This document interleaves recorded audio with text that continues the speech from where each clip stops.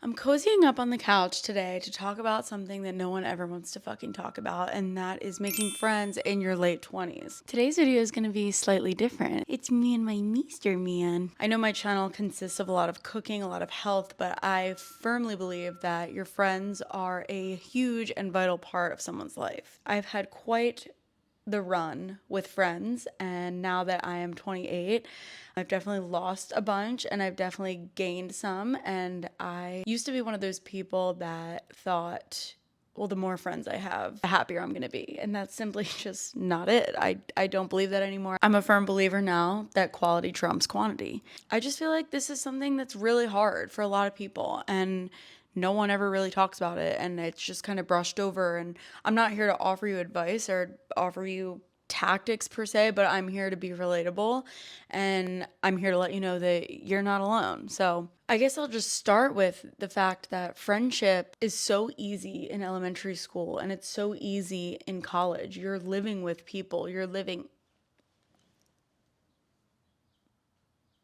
Oh my God, I can't even bear his cuteness. You're living with people, you're surrounded by people all the time. You may not like them, but still, you're around people, you're around friends. You have ample opportunity to make new friends and relationships. Of course, there's people who work in corporate America. Now, I am not one of those people. There's a lot of companies that have like a younger demographic, and you're going out with your work friends and you're doing a work thing. And there's some of us that don't have that. There's people who are starting their own business. There's people who are working in isolation. There's people who work remote. There's people who just talk to their employees or talk to their colleagues over email or over Zoom, and there's no real physical encounter, and there's really no in-person chatting or energy exchange. And I feel like that's where COVID got the best of it. I mean, all of this started, oh my God, how much of a rabbit hole do I really want to go down? If you want to talk about conspiracy theories, COVID was the reason that we are all so isolated. Think about it.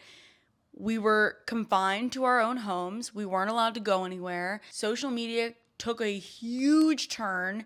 Everyone decided that they wanted to be remote. Summer Fridays, work from home Fridays, whatever, half days, hybrid. Now we have a better relationship with our fucking phones than we do with other people. And I see this all the time, myself included, have a hard time constructing an effective conversation because we've lost a lot of our communication skills based on the fact that everything is digital. And that is really scary. I am one of those people who loves people, though, for their personalities. I think that comes with knowing someone in real life. I also get a good read on someone based off of their energy. And I don't feel, you could argue that you can get that over digital, but I disagree. I think meeting people in the flesh in real life is super valuable and super important, and I think that got lost. Anyways, getting back to the point, we were surrounded by friends for so long, and then we go and we work in the workplace, and depending on what career you're in, you get lost in the sauce. You go through these routines, and yeah, you maintain friends that you've had. What happens when those friends are no longer, or those friends don't treat you right, or those friends have different priorities than you? I felt like a lot of people in my life had their priorities messed up, as did I for a long time. But that's exactly why these people were my friends in the first place, because we had the same priorities, we had the same morals, we had the same values, and we got along. I prioritize partying. I prioritize meeting new people in a party setting. I prioritize going out all the time. I prioritize buying clothes and shoes. And trust me, I still love shoes. That's like my one thing. Everyone has their one thing, and mine just so happens to be shoes. I was spending money on shit that I didn't need to be spending money on. All of that energy that I was putting into people and drinking and booze and other substances and the wrong things, I could have been spending making music, doing content, trying to reach new audiences that I wasn't reaching before. And let me tell you, the shit that I'm doing now is that, and it's a fucking grind, and it's a hustle. And guess what? I've lost friends over it because my priorities just don't lie with theirs anymore. This is what no one really talks about. When you start to distance from a friend that has been a friend for a long time, or you got super close super fast, and there's almost like this thing of like, our chemistry has been amazing for so long, and now for some reason it's not. Like, what's happening? Sometimes it's just like the unspoken thing of you're not in the same place anymore. Now I'm at the age where some of my friends are having kids, some of my friends are getting married, some of my friends are moving into a house and buying a house. I'm running a business. I'm managing a 10-piece band. I'm managing myself. I'm running my own social media along with 2 other social medias, a vocal engineer. I am a songwriter. I make my own music. It's a very niche situation that we are all in. There's friends of mine that don't understand the grind and they don't get it. Our timelines are just not overlapping. And of course, you can make time for your friends. All it takes is a phone call to stay in touch. Some of my friends are living across the country, across the United States. And I love that for them. We pick up right where we left off, and those are the best and most valuable friends, in my opinion, because nothing will ever come between the 2 of you. But then there's other relationships where your friendship thrives off of you seeing each other, you communicating every day, you talking every day, you going out. Not all friendships are built the same. I think the biggest struggle I had was letting go of friendships that weren't serving me, and it was this limbo purgatory thing that I was in where I was like unsettled inside. The energy wasn't being reciprocated. Like the friendship that I was giving was not being received on my end, and I made excuses for that for so long. And looking back on it now, it just took me so long to get over it. These are hard truths of our late 20s. I just think that there's something to be said about reevaluating your priorities and reevaluating your morals and reevaluating your boundaries, reevaluating your definition of friendship, because I think my definition of friendship when I was 22 is not the same definition of friendship that I have now. Now I want a friend that has my back. I want to be able to be vulnerable with you. I want to be able to tell you things and not get judged for it. I want you to support my career and my music, and I want you to support the fact that I love to travel and I might not be able to hang out all the time because I fucking love to be somewhere. This life can be so exhilarating, and I have to do a better job because I get really annoyed by the fact that people don't understand what this earth really has to offer. You're so cool with being a local at this bar for the rest of your life. Couldn't be me, but love that for you, sister. It's just not to get super existential on you, but the mountains, the trees, these things know more than you will ever know. They've seen more things than you'll ever see, and they're very wise. I can't comprehend someone who doesn't want to experience that.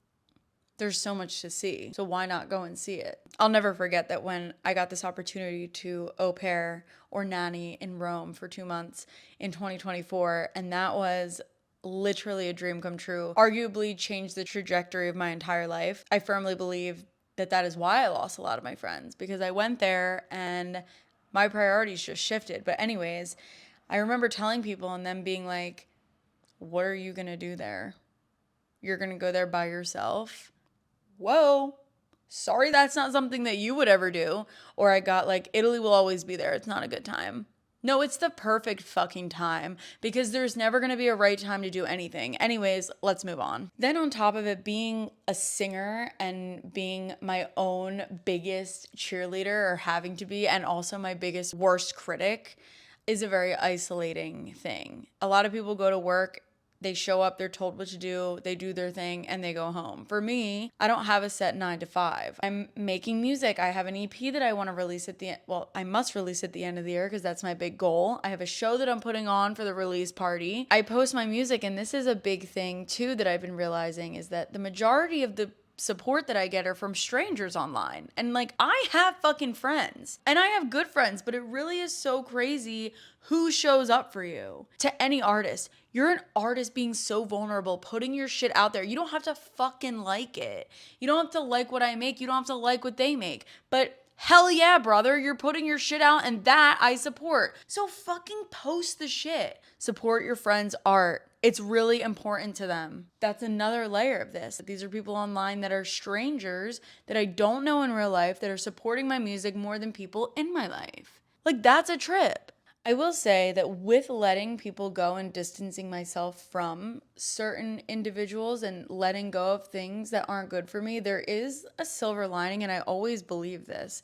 It's just so hard to see it when you're in it so deep. I have made some of the most amazing friends because I went through a period of saying yes to everything. It was like my yes phase, and I encourage everyone to do this at some point in their life, whether it's a month of saying yes, a year of saying yes. Anything that's presented to you, just say yes. You never know what will come of it. I met my boyfriend by doing this, went to Italy by doing this, made my first piece of music on my own by doing this, made many friends by doing this. I saw new places by doing this. I just think a yes phase is so powerful and a lot of people get intimidated by it. Go to the place by yourself. Who the fuck cares? You have one life and you have to make it as fulfilling as possible. Talk to someone, get out of your comfort zone. Someone I know wears a funny hat to start conversations as like exposure therapy to social anxiety. Do the thing. Make the friend, go to a book club, post on social media for the first time. I don't know.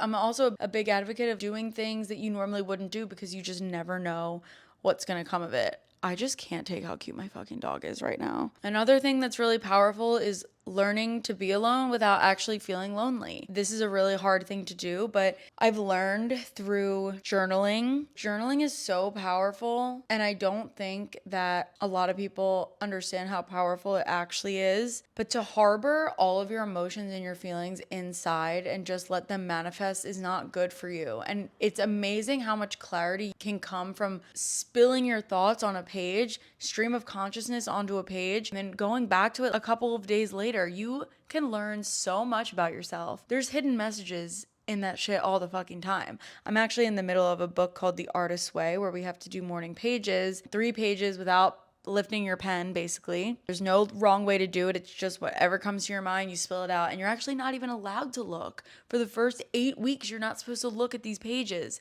But you could sort through so many emotions and so much baggage and so much trauma and so much shit from your inner bully and your inner demon just by doing this. I like cold plunging and going to the sauna.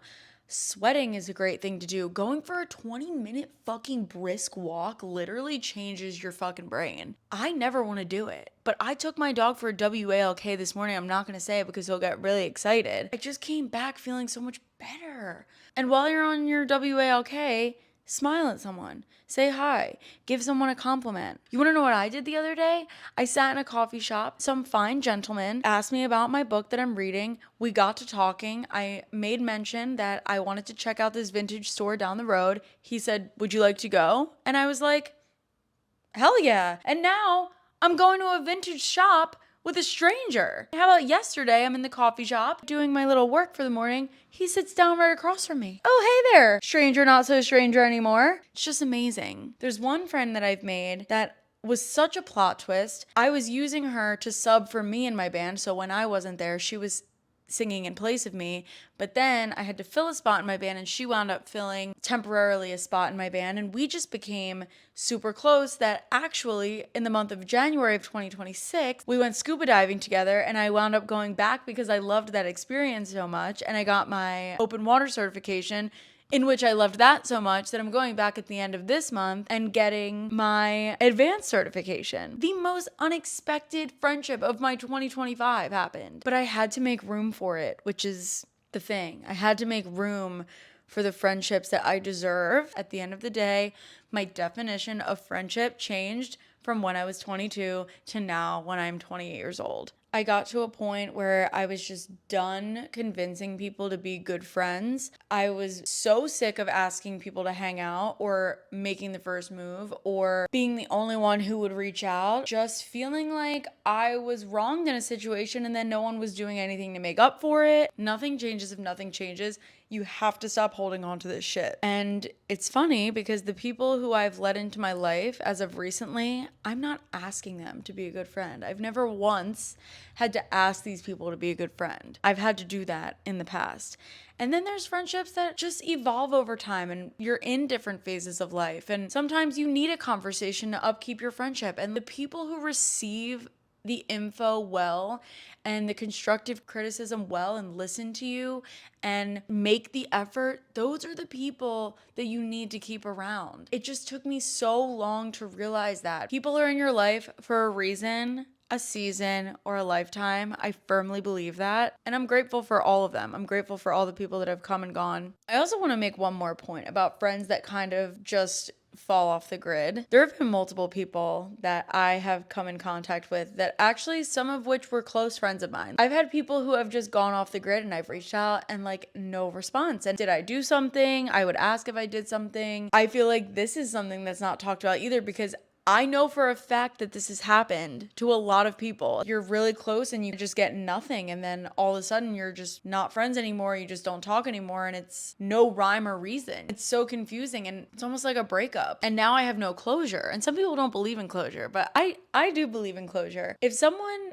had done something wrong to me, I am going to be the first person to be like, hey, I think you fucked me over. Or, hey, I think you treated me really poorly. Or, hey, I'm starting to build kind of a resentment because of X, Y, and Z.